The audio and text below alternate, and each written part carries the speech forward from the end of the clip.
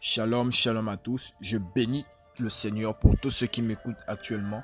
Nous sommes à notre 23e jour de ce programme sur les réalités de la Bible. Aujourd'hui, nous allons parler sur « Votre vie est pour sa gloire ». Lisons 2 Pierre chapitre 1 verset 3. Comme sa divine puissance nous a donné tout ce qui contribue à la vie et à la piété au moyen de la connaissance de celui qui nous a appelés par sa propre gloire et par sa vertu.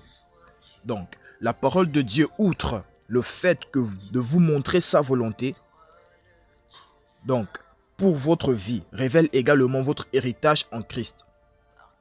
2 Corinthiens 8, verset 9 déclare « Car vous connaissez la grâce de notre Seigneur Jésus-Christ qui, pour vous, s'est fait pauvre, de riche qu'il était, afin que par sa pauvreté, vous fussiez enrichis. » Donc, tout ce que vous avez à faire pour profiter de la vie de prospérité qu'il vous a donnée est de vivre dans sa parole. Dieu ne vous a pas créé pour souffrir et lutter dans la vie.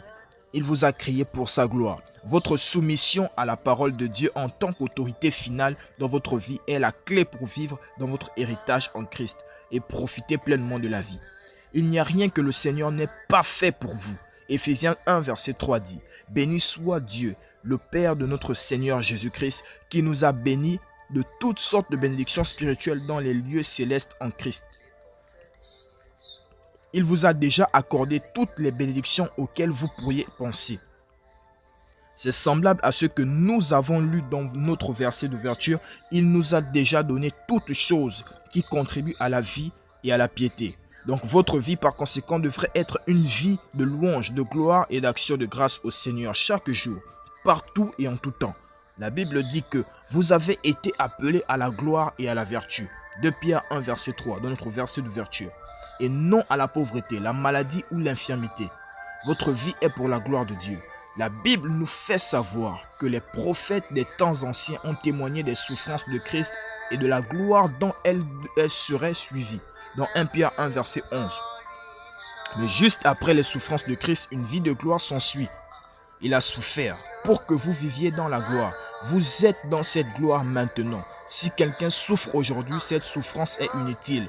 Si par exemple, vous avez eu des problèmes dans votre corps physique, c'est peut-être une excroissance quelque part dans votre corps. Donc ordonnez-lui de mourir. Ne vous plaignez pas de la douleur. Utilisez la parole contre cela. Affirmez votre guérison et votre santé.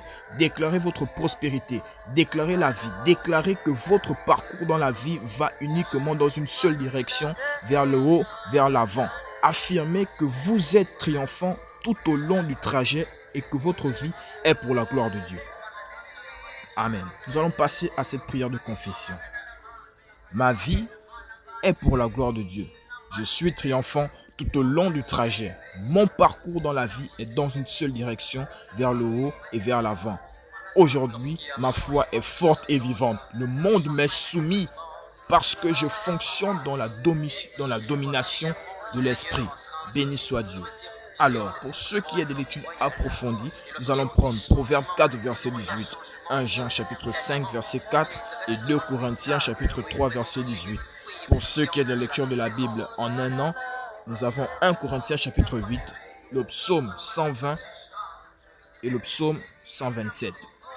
Nous allons prendre pour ceux qui est de la lecture de la Bible en 2 ans, Colossiens 2, verset 1 à 7 et le Jérémie chapitre 8.